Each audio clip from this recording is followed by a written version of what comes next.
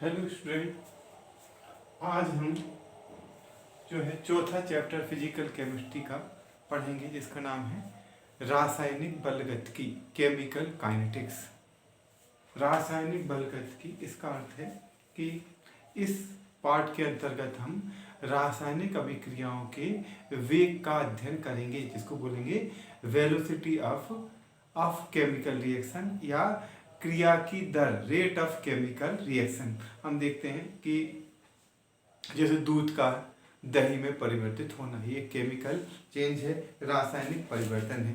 तो ये जो परिवर्तन है, ये केमिकल चेंज है, ये धीमे धीमे होता है, मतलब ये मंद गति से होने वाली अभिक्रिया है।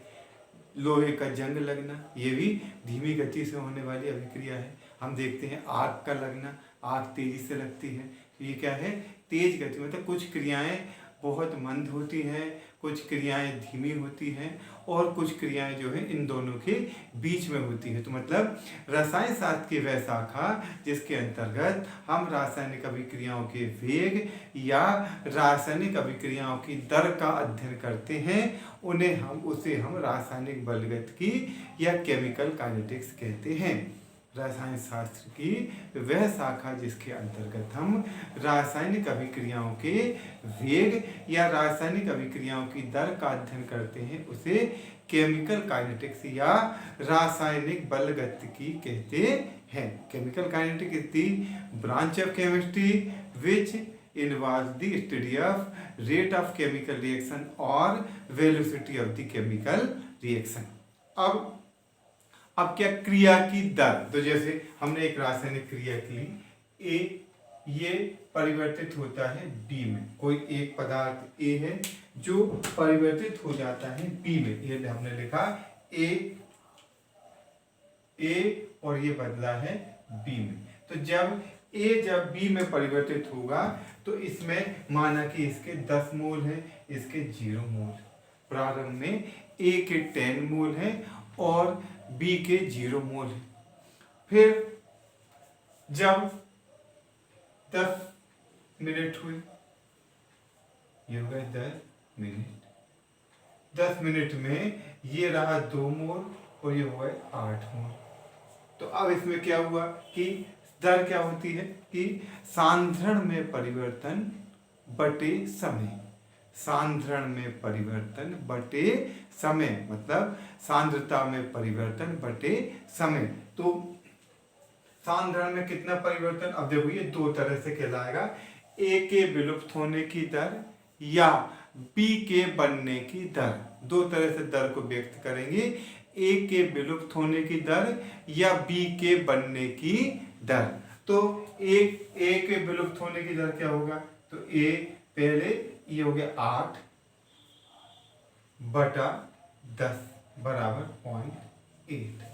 0.8 मोल पर मिनट, ये होगा 0.8 मोल पर मिनट। फिर बी के बनने की दर, तो बी भी बेटा कितना था, 0 था, 10 मिनट में ये बन गया 8, तो 8 बटे 10 बराबर 0.8 मोल पर मिनट। यदि अनंत सूक्ष्म समय dt में सांद्रण में परिवर्तन dx है, यदि बहुत, हम जब डिफरेंशिएशन अवकलन पढ़ते हैं गणित में, तो हम कहते हैं कि बहुत कम समय, अनंत सूक्ष्म समय dt में यदि सांद्रण में परिवर्तन dx है, तो दर क्या होगी, दर बराबर dx बटे dt। मतलब सांद्रण में परिवर्तन बटे समय, सांद्रता में परिवर्तन बटे समय, ये कहलाती है क्रिया की दर या रेट ऑफ केमिकल रिएक्शन। अब देखो बेटा, अब इसके बाद जो इसमें एक टाइप के न्यूमेरिकल आते हैं कि एक मैंने रिएक्शन लिखी H2 प्लस I2 बराबर 2HI। H2 प्लस I2 बराबर 2HI। इसकी जो दर है 3 प्रकार से लिखेंगे, H2 के विलुप्त होने की दर, I2 के विलुप्त होने की दर और HI के बनने की दर। H2 के विलुप्त होने की दर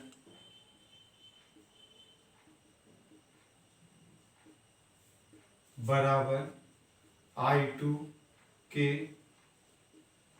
विलुप्त होने की दर बराबर HI के बनने की दर।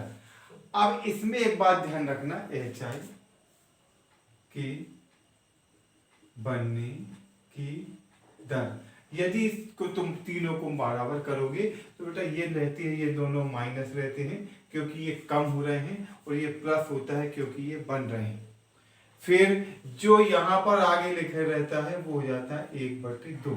मतलब इनमें क्या संबंध रहेगा कि H2 के विलुप्त होने की दर बराबर होगी I2 के विलुप्त होने की दर, और बराबर होगी 1/2 HI के बनने की दर। HI के बनने की दर ये होगी 1/2 HI के बनने की दर। अब जैसे कोई सवाल आता है कि H2 के विलुप्त होने की दर 2 × 10⁻⁵ mole litre inverse second inverse है। H2 के विलुप्त होने की दर है 2 × 10⁻⁵ mole litre inverse second inverse. तो निकालना है HI के बनने की दर। तो देखो ये कैसे निकलेगा, HI के बनने की दर। तो हमें ये पता है कि H2 के विलुप्त होने की दर बराबर 1/2 HI के बनने की दर। तो यहाँ क्या हो जाएगा, 2 का गुणा, ठीक है। तो ये आएगा 2 × 10⁻⁵ × 2 बराबर, ये बराबर 1/2 HI के, मैं केवल ये लिख रहा हूँ HI, इसका मतलब क्या है HI के बनने की दर। तो इसमें 2 का गुणा हो जाएगा, तो हो जाएगी 4 × 10⁻⁵ ठीक। अब जरा इसमें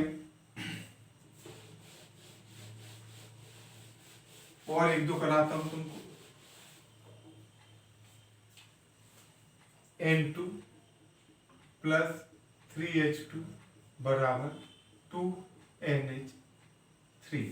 N2 + 3H2 बराबर 2NH3। N2 + 3H2 बराबर 2NH3। अब इसकी दर को हम 3 प्रकार से लिख सकते हैं।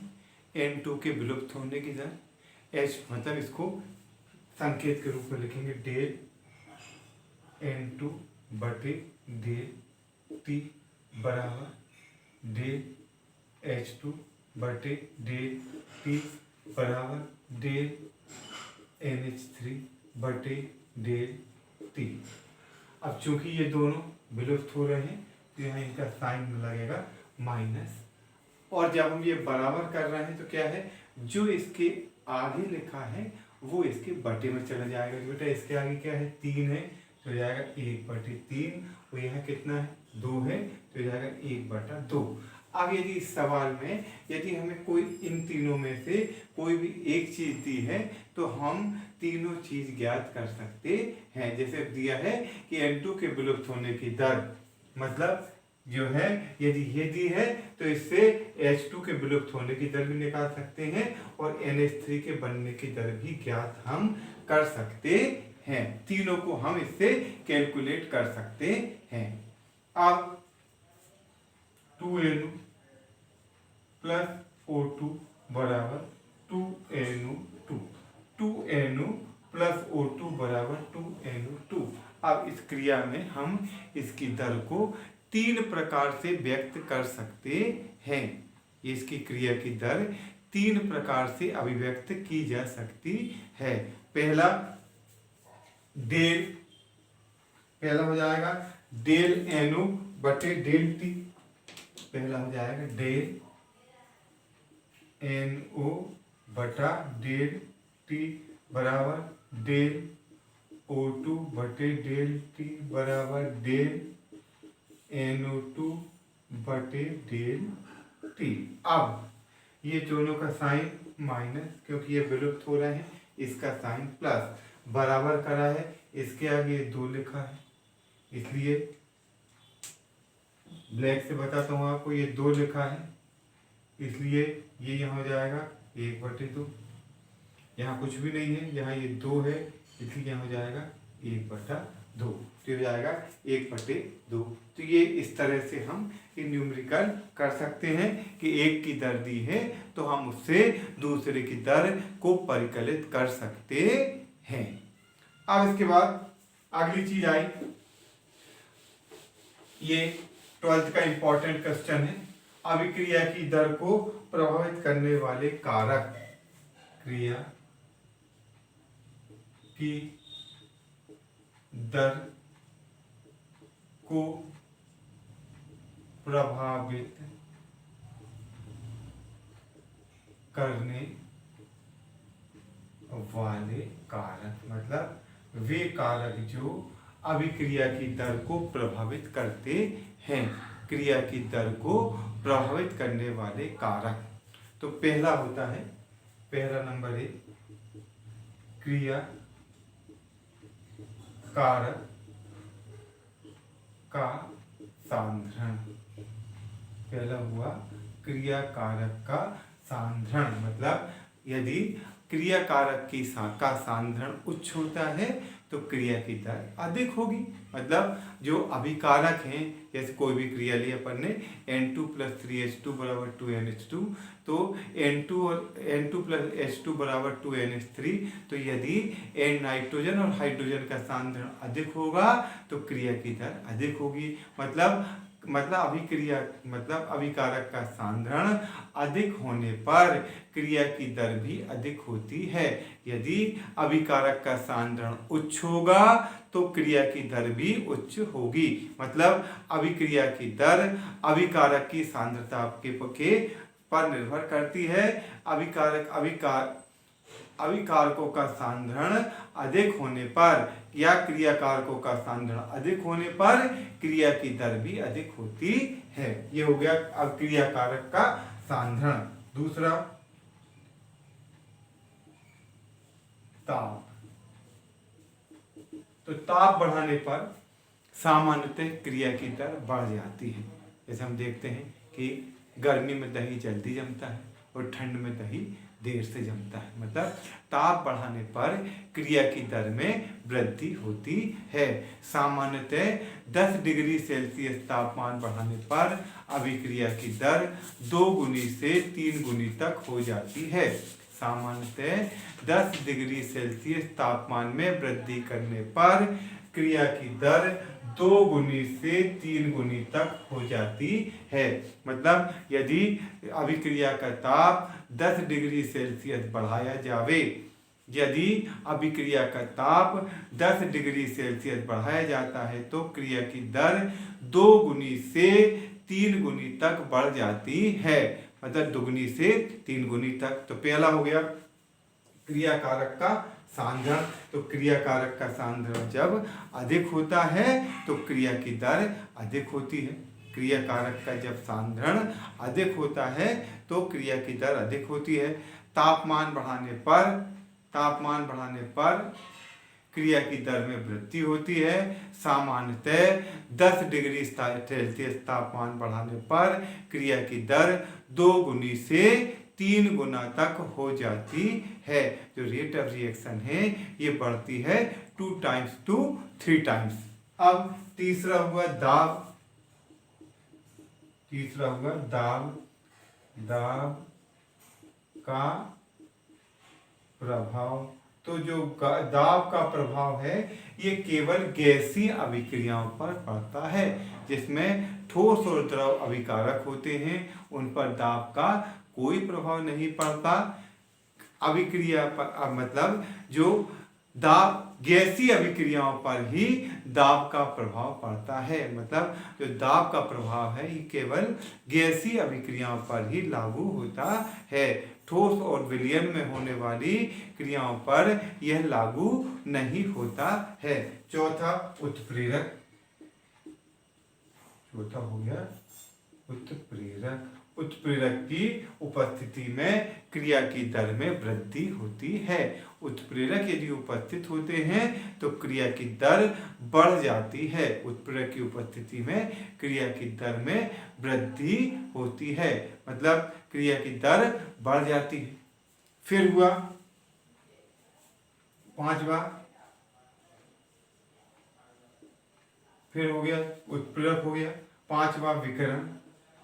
यदि प्रकाश या अन्य कोई विकिरण का उपयोग करते हैं, यदि प्रकाश या अन्य कोई विकिरण का उपयोग करते हैं तो क्रिया मतलब जो क्रिया की दर बढ़ जाती है। मतलब कुछ क्रियाएं ऐसी होती हैं जो प्रकाश या अन्य विकिरणों की उपस्थिति में होती है। तो इस प्रकार की क्रियाओं के लिए एक विशेष नाम है, इनको बोलते हैं प्रकाश रासायनिक अभिक्रियाएं या फोटोकेमिकल रिएक्शन। ये क्रियाएं प्रकाश या विकिरण की उपस्थिति में ही होती हैं। तो ये हो गया तुम्हारा अभिक्रिया की दर को प्रभावित करने वाले कारक, factor affecting the rate of chemical reaction.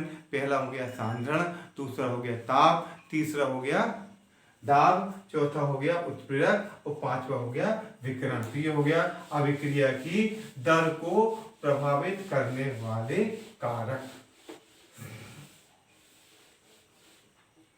अब इसके बाद जो अगला जो टर्म है वो है आणविकता और कोटि। तो इसमें पहला हो गया आणविकता।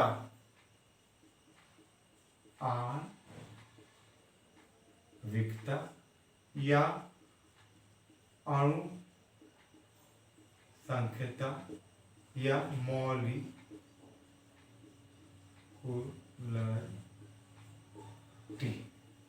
मॉलिक्यूलरिटी मतलब किसी रासायनिक अभिक्रिया में भाग लेने वाले अणुओं की संख्या को उस रासायनिक अभिक्रिया की अणु संख्यकता कहते हैं। अणु संख्यकता या आणविकता कहते हैं। किसी रासायनिक अभिक्रिया में भाग लेने वाले अणुओं की संख्या को उस रासायनिक अभिक्रिया की अणु संख्यकता या आणविकता कहते हैं। The rate of the number of substance taking part in the chemical reaction is called molecularity of the reaction। अब जैसे H2 plus I2 बराबर 2HI, इसमें एक अणु H2 है और एक मतलब दो अभिकारक भाग ले रहे हैं H2 और I2। तो इसकी अणु संख्यकता या आणविकता होती है 1 - 1 = 2। मतलब ये कहलाएगी द्विअणुक अभिक्रिया। N2 + 3H2 = 2NH3। इसमें इसकी अणु संख्यकता होगी 4, क्योंकि इसमें N2 है 1 और H2 है 3। तो इसकी मॉलिक्यूलरिटी या अणु संख्यकता का मान होगा 4। तो ये हो गया तुम्हारी अणु संख्यकता। अब इसके बाद जो अगला शब्द आया वो आया कोटि, या जिसको कहते हैं ऑर्डर। कोटि या ऑर्डर। अब इसमें जो ये कठिन टर्म है जिसको बोलते हैं कोटि या ऑर्डर, तो इसको ऐसा समझो कि अब ये इसके बाद आता है दर नियम।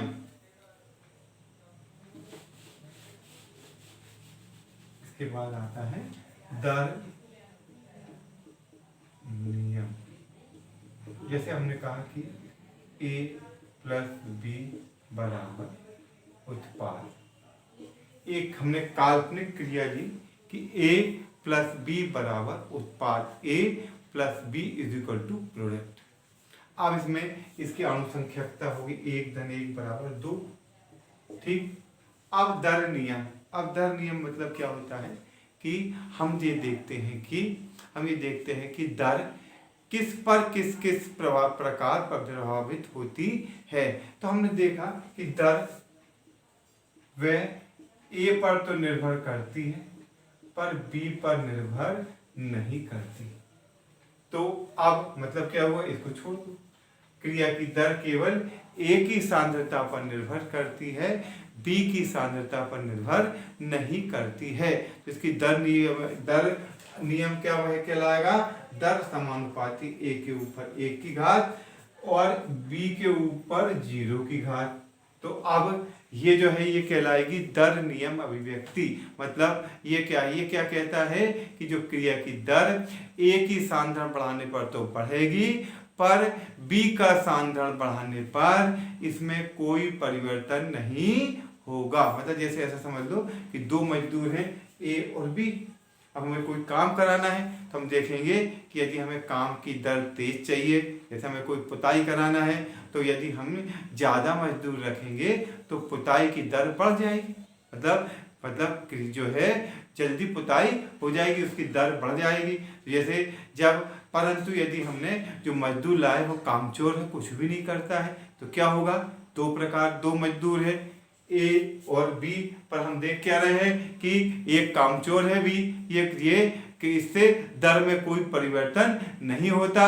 तो जब हम दर नियम बनाएंगे तो वैसे तो क्या दिख रहा है कि ये दो आदमी काम कर रहे हैं, पर जब हम दर नियम बनाएंगे तो A के ऊपर तो पावर लिखेंगे 1 क्योंकि ये काम का है, पर B के ऊपर पावर लिखेंगे 0। मतलब ये है कि ये नाम तो है इसका, पर इसका काम कुछ भी नहीं है।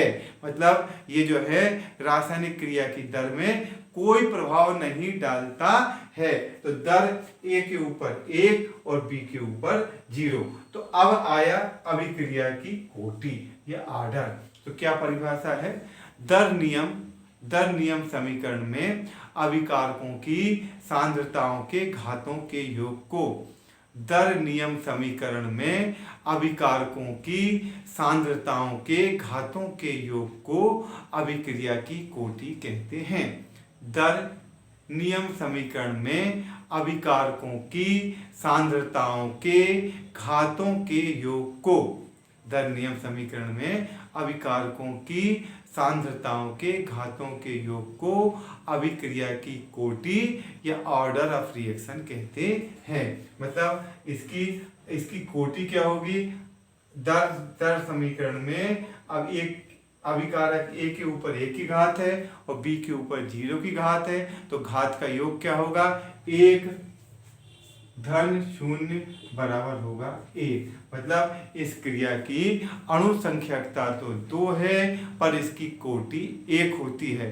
तो क्या हुआ, दर अभिव्यक्त समीकरण में या दर नियम समीकरण में अभिकारकों की सांद्रताओं के घातों के योग को, दर नियम समीकरण में अभिकारकों की सांद्रताओं के घातों के योग को अभिक्रिया की कोटि कहते हैं। ठीक है, तो क्या हुआ, आणविकता क्या हुई, किसी रासायनिक क्रिया में भाग लेने वाले अणुओं की संख्या को अणु संख्यकता या आणविकता कहते हैं।